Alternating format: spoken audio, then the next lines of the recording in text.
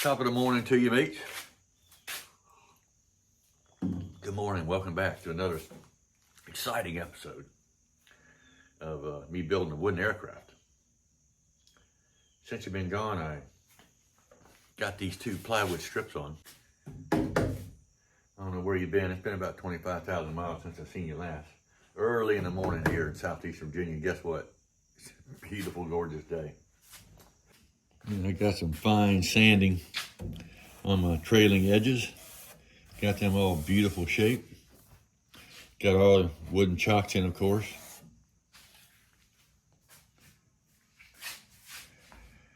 And I got the rear strut brackets on with the new bolts that Minimax USA sent me. I'm so happy for that because the ones that came with the kit from Team USA were too short. Got this piece of plywood on here. I got the staples pulled. So I'm going to pull the staples on the other side.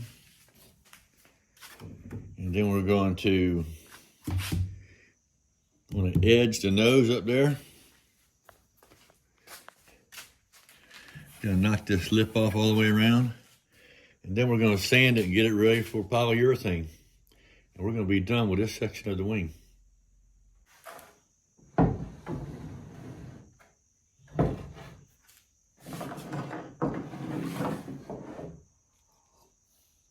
Hope everything's going your way.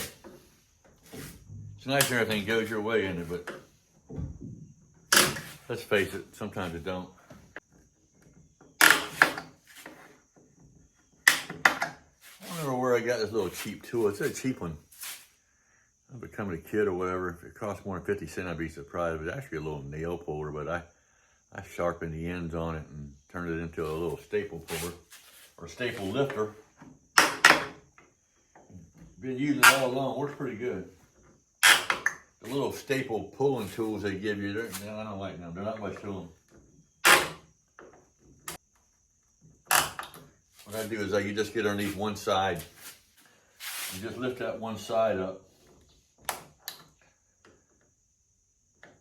Then roll it out of there. I found that to be my best avenue.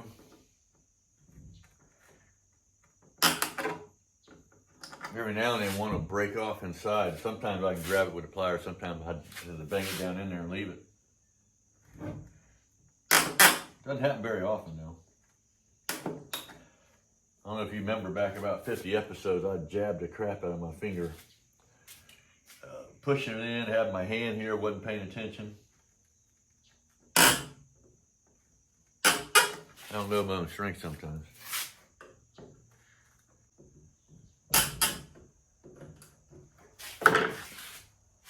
I think this is one of the items they don't mention or they don't figure in when they tell you is they're 350 to 400 hours to build one. As I told you before, that's a bunch of crap. I think 1,000 is realistic.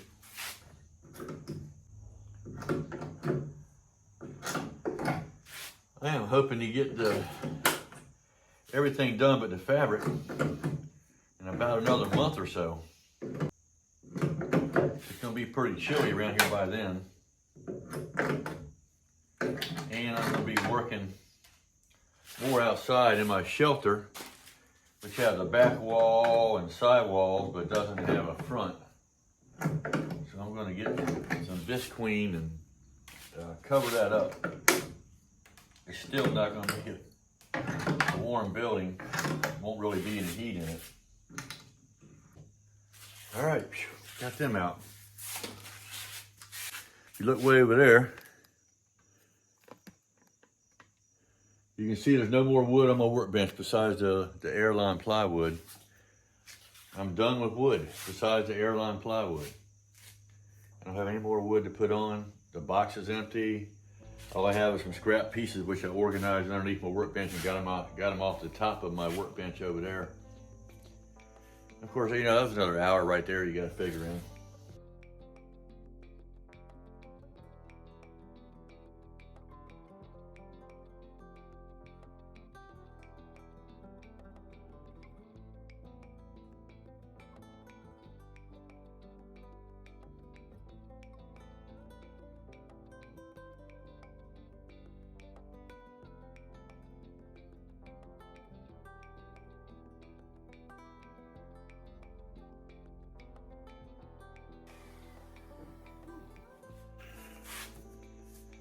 My wife was picking at this shirt earlier. I think I told you before, I either got paint or epoxy or concrete or something on everything. I just gotta sand it down. Look, there's a staple right there.